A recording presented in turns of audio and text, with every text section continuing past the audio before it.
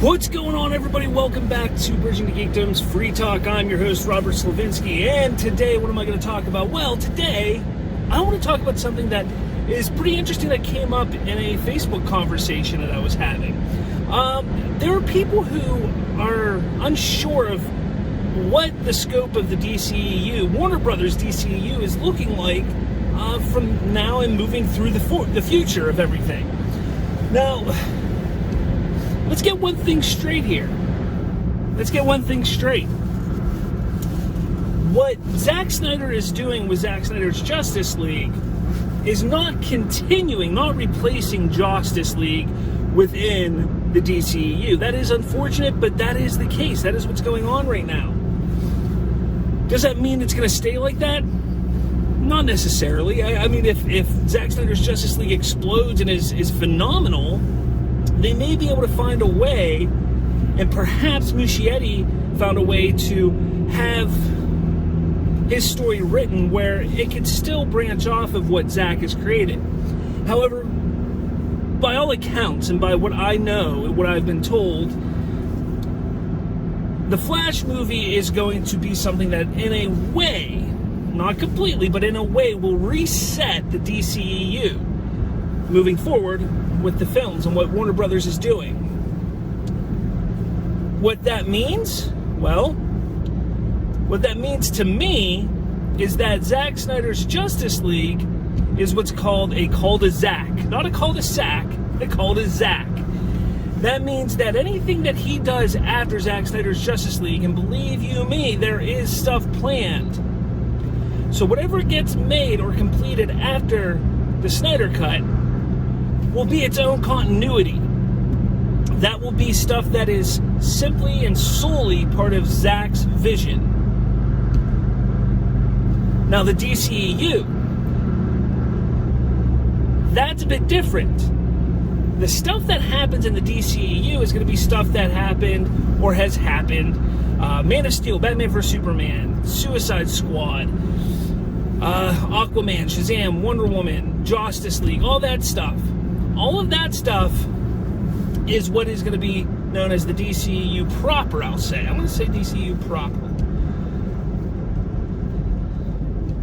Now, what does that mean? Well, what that means to me, at least, is that there's going to be sort of two timelines, in a way.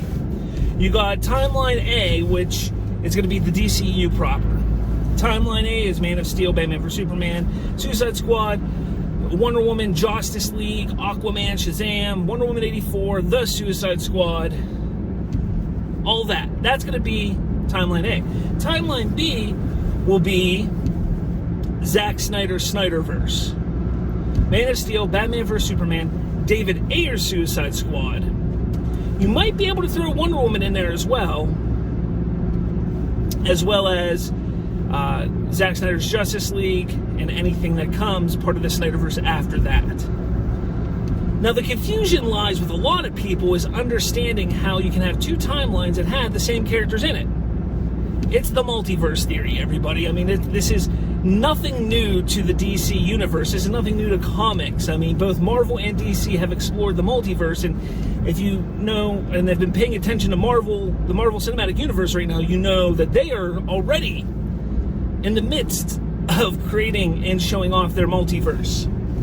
So I don't think people need to be so worried about the confusion that there will be having multiple characters in multiple universes. And what does that entail moving forward? Well, I don't know. We've heard rumblings of J.J. Abrams creating a Superman movie. And there's in development. There's one in development under J.J. Abrams. Whether he's going to be director, writer, producer, if Bad Robot's just going to be involved with it, who knows? Who knows at this point? But that doesn't mean it's going to be Henry Cavill. We already have Matt Reeves' The Batman series going on, or in production. That is to be a trilogy of movies with Robert Pattinson as Batman. He is not a younger Ben Affleck Batman. No, he is his own Batman moving forward. So, the idea and the concept of there being multiple universes is not that hard to grasp. Well, what about Wonder Woman 84? We're getting a Wonder Woman 3. You're exactly right, we are. Why can't that Diana be in the regular DCEU proper as well as the Snyderverse? Once The Flash comes out, it's going to make a lot more sense, I think. I think when people realize what the DCEU is trying to accomplish with this multiverse idea and multiverse aspect, I think people will understand and say, okay, I understand.